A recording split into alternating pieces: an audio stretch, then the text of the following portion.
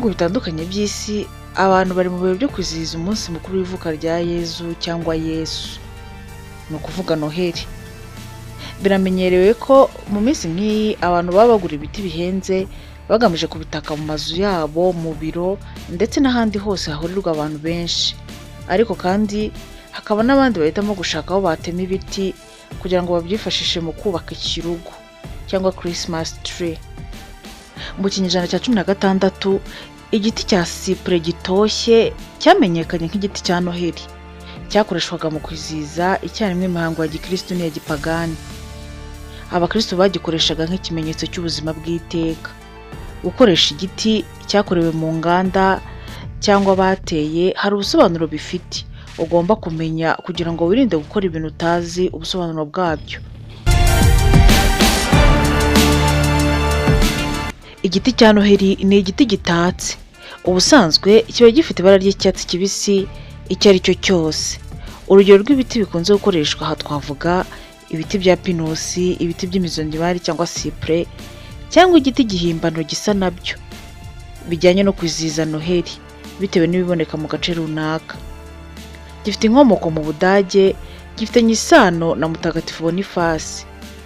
Umugenzi wakwiriye muri Livoniya yo hagati ni Estonia na Latvia y'ubu. No mu Budage bwo hambere aho abakristo b'abaprotestani b'Abadage bazanaga ibiti bitatse mu ngo zabo. Wamamaye cyane mu turere twa Luterian two mu Budage no mu bihugu bya Baltike mu gice cya kabiri cy'ikinyejana cya 19. Iki giti cyabaga cyarimbishijwe amaroza yabaga akoze mu mpapuro z'amabara nka pome, wefa, tinse ndetse n'ibintu byabaga biryohereye nka za bombo, shokora n'ibindi. Abakristo bo muri Moravia batangiye kumurika ibiti bya Noheli bakoresheje buji, ndetse byaje gusimburwa n'amatara ya Noheli nyuma y'ikwirakwira ry'amashanyarazi. Muri iki gihe hari ubwoko butandukanye bw'imitako gakondo kandi igezweho nk'indabyo, barbro, tinse na bombo. Umumarayika cyangwa inyenyeri bishobora gushyirwa hejuru y'igiti kugira ngo kigereranye umumarayika Gaburiyeli cyangwa inyenyeri ya Bethlehem uhereye ku ivuka. Ibintu biribwa nk'umugati urimo tangawize, shokora n'ibindi biryoshye nabyo byarakunzwe kandi bigahambirwa cyangwa bikamanikwa ku mashami y'igiti bakoresheje riba. Ikindi kandi twavuga gitangaje ni uko Kiliziya Gatolika yari imaze igihe kinini irwanya uwo muco w'itorero ry'Abaluteriyani. Nyuma yaho igiti cya Noheli cyahagaze bwa mbere mu mujyi wa Vatikani mu 1982. Mu muco gakondo w'abakristo bo mu burengerazuba, ibiti bya Noheli ibyubakwaga mu buryo butandukanye ku munsi, nk'umunsi wa mbere wa Adventi ndetse no mu ijoro rya Noheli bitewe n'igihugu. Imigenzo imwe yo kwizera yavugaga ko ibiti bya Noheli bikorwa mu ijoro rya 12 nyuma ya Noheli, kandi niba bitamanuwe kuri uwo munsi bikarangiza igihe cya Noheli Epifani mu madini amwe. Noheli Epifani ni igihe gikurikira ibihe bya Noheli ariko kizizwa n'amadini amwe n'amwe. Martin Luther niwe wa mbere winjije igiti cya Noheli mu nzu. Bivuga ko mu ijoro ribanziriza Noheli Umudage Martin Luther yari arimo agenda mu ishyamba abona inyenyeri zimurikira mu mashami y'ibiti. Avuga ko icyo gihe kuri we byari byiza ndetse byamwibukije Yezu wasize inyenyeri mu ijuru akaza mu isi. Umutako w'igiti cya Noheli ubusanzwe watangiye gukoreshwa mu mazu y'abantu hagati y'ikinyejana cya 14 n'icya 15. Akaba aribwo abakristo batangiye gukoresha kiriya giti nk'umutako ufite ubusobanuro mu gihe kizizwa umunsi mukuru w'ivuka rya Yezu. Mu Budage ibiti bya mbere byatakishwagaho imigati minini, pome za zahabu, bombo, amaroza, impapuro z'amabara atandukanye n'ibindi. Ubusanzwe kiriya giti kiba gishushanya igiti cyo mu bwoko bwa sipure na pinusi, kuko ari ibiti bihora bisa n'icyatsi haba ku zuba no mu mvura, ndetse bikaba ari ibiti biba biteye neza amashami yabyo. Akaba akora umutako mwiza kubera uburyo kiba kigenda gisumbana kugeza ku gasongero kacyo. Mu bijyanye na Noheli, iki giti gisobanuye ubuzima, nk'uko ibara ry'icyatsi iyo rigaragara mu bimera biba bivuga ko hari ubuzima, kuko ibyatsi byose biba bitoshye bifite ubuzima. Hari naho mu mico imwe n'imwe iki giti cyakoreshwaga mu mikino nko kwibuka paradizo ya Adamu na Eva, bagatakamo imbuto zisobanuye urugero itunda bariye n'umugati usobanuye umubiri wa Yezu witangiye abanyabyaha. Muri iyo mikino igiti cyashushanijweho pome kugereranya imbuto zabujijwe na wefa kugereranya ukarisiti yo gucungurwa. Byakoreshejwe nk'ikinamico kimwe n'akazu ka Noheli. Igiti cya paradizo cyaje gushyirwa mu ngo. Pome yasimbujwe ibintu bizengurutse nk'imipira itukura yaka. Mu minsi mikuru y'Abaroma ya Saturinalia, amazu yarashanijeho indabyo z'ibimera bitoshye hamwe n'indi migenzo yahozeho bifitanye isano na Noheli. Abavikingi n'Abasaxons basengaga ibiti. Inkuru ya Mutagatifu Bonifasi ivuga itemwa ry'igiti cya Dona, yerekana imigenzo ya gipagani mu kinyejana cy'umunani mu Budage. Inyandiko ya rubanda yakurikiyeho yongeramo ibisobanuro birambuye ku giti cy'icyatsi kibisi cyakoze mu mwanya w'igiti cyatemwe. Kibabwira uburyo imiterere yacyo ya mpande eshatu yibutse ikiremwa muntu butatu n'uburyo bwerekeza mu ijuru. Abanyageorgia bo bafite igiti cyabo cya Noheli cyitwa Chichirakis, gikozwe mu mashami yumye ya hazelnut. Iyi mitako ifite ibara ryera, itandukanye mu burebure kuva kuri santimetero 20 kugeza kuri metero 3. Chichirakis ikunze kugaragara cyane mu turere twa Guria na Samegrero muri Georgia hafi y'inyanja y'umukara, ariko ushobora no kuyisanga mu maduka amwe n'amwe akikije umurwa mukuru Tbilisi, kubera ko itorero rya Orthodoxi mu burasirazuba ryibuka Mutagatifu Bazili ku itariki ya 1 Mutarama.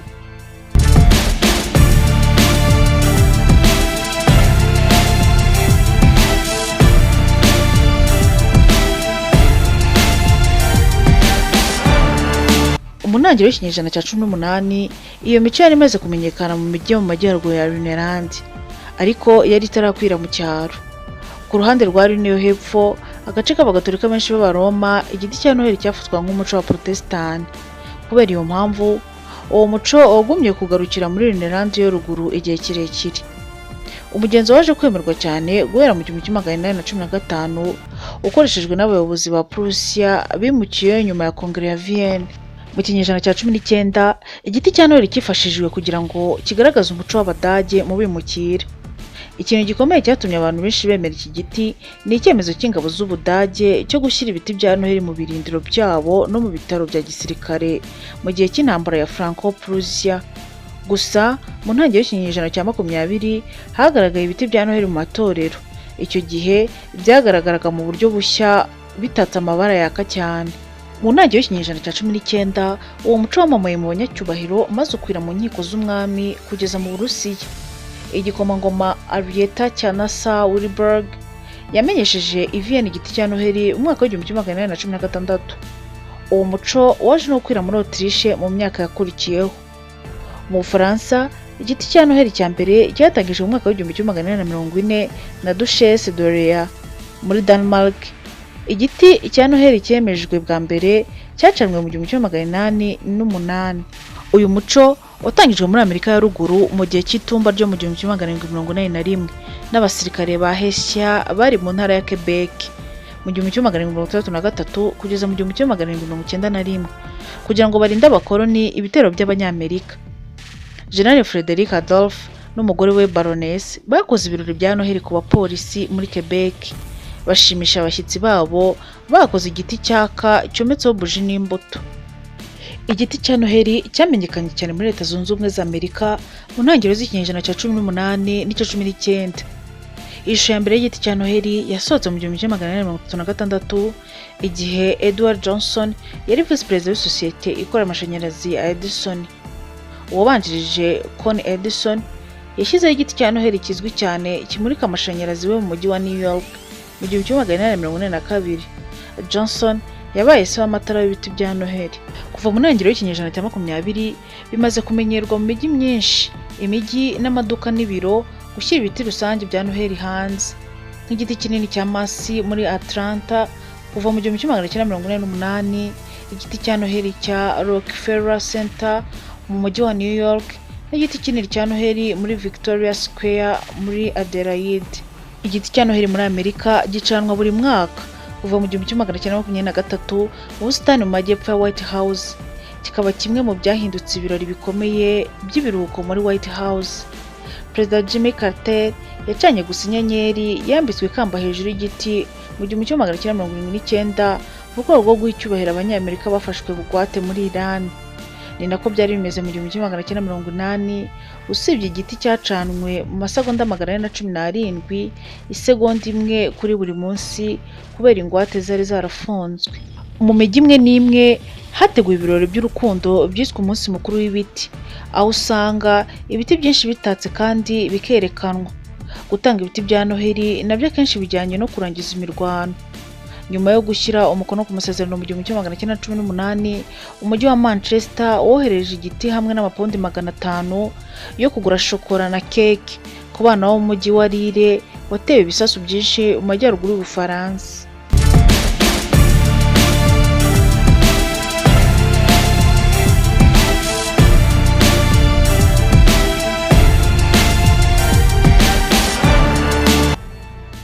Rimwe na rimwe ibiti byerekana impano zidasanzwe zo kwibuka, nko mu gace ka Trafalgar Square i Londres.